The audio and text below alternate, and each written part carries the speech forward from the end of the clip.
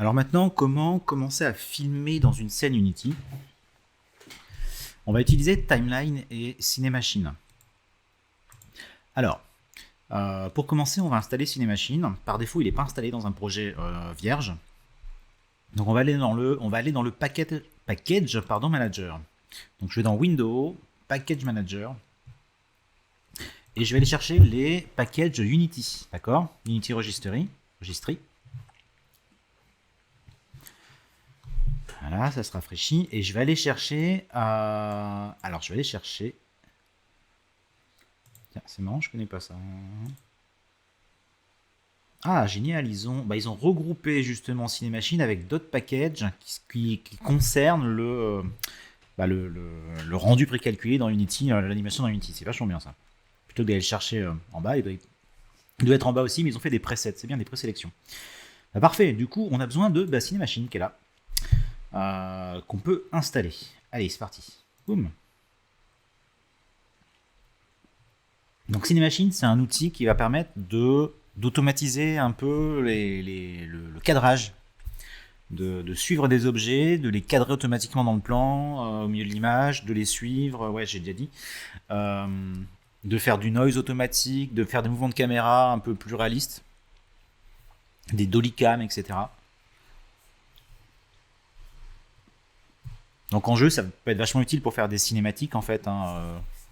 Vous êtes dans un jeu de voiture, automatiquement avec Cinemachine, vous allez dire ok, moi j'ai une caméra qui est là, dès que la voiture rentre dans le champ de vision, la caméra la filme avec un peu de retard et avec un mouvement de caméra, genre comme si ça tremblait. Et puis la voiture s'en va et c'est une autre caméra qui prend le relais. Et puis cette fois, cette caméra-là, elle suit plutôt en hélicoptère, elle fait un suivi vu d'en haut. Elle essaie de cadrer la voiture, mais avec un léger retard. Enfin, voilà, on peut faire ce genre de choses.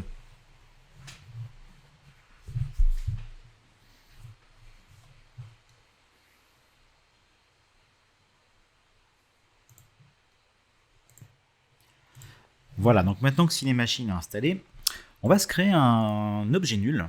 Clic droite, create empty, et je vais appeler ça timeline. Ça, c'est une bonne pratique. On va essayer de faire toujours comme ça. Ça veut dire que dans ma timeline ici, que je peux nommer timeline démo HDRP par exemple, je donne un nom parce que je peux avoir plusieurs timelines sur une même scène, mais je vais la nommer aussi simplement pour la reconnaître, ma timeline avec le nom de mon projet. Et dans ce parent, je vais mettre tout ce qui concerne cette timeline. C'est-à-dire, en l'occurrence, par exemple, j'ai deux sphères qui sont dynamiques ici. Ça va être mes personnages. On va dire que c'est des sphères qui vont être animées. C'est elles que je vais filmer, par exemple. Et ben, dans ce dossier timeline, je vais me créer un autre dossier, un autre parent, que je vais appeler ça acteur. Je vais mettre mes sphères dedans. Donc ce seront mes acteurs. Ça pourrait être des personnages, des créatures, etc. En tout cas, ce sont les acteurs que je vais filmer. De la même façon, je vais me créer un parent, par exemple, lighting. Ça va me permettre de faire un éclairage plan par plan, par exemple. Et je vais me créer un parent caméra. Ok, alors c'est pas indispensable de faire ça, hein. Ça fait partie des bonnes pratiques, on va dire, j'allais dire de fabrication comme en pharmacie, encore une fois, mais c'est de bonnes pratiques, quoi. Donc dans caméra, ce qu'on va faire, c'est que cette caméra principale qui était posée dans la scène, je vais la mettre là, ok. Et puis je vais aller créer dessus ce qu'on appelle un Cinemachine Brain. Donc je vais aller dans, je crois que c'est dans Composant, Game Object, je ne sais plus, Cinemachine.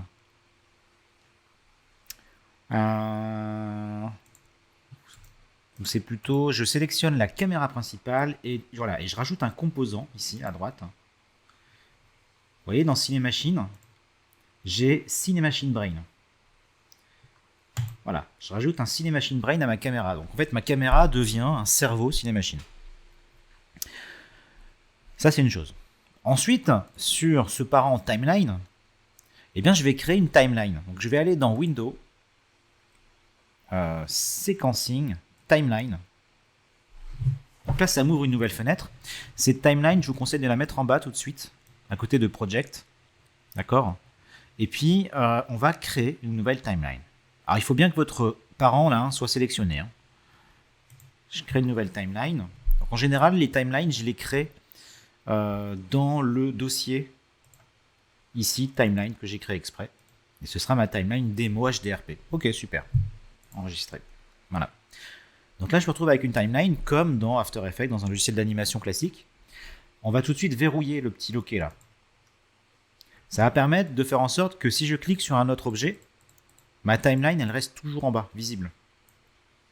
Ok, sinon par défaut, je vais commencer à animer, faire des choses, et puis dès que je vais sortir, ah mince, je vais la perdre.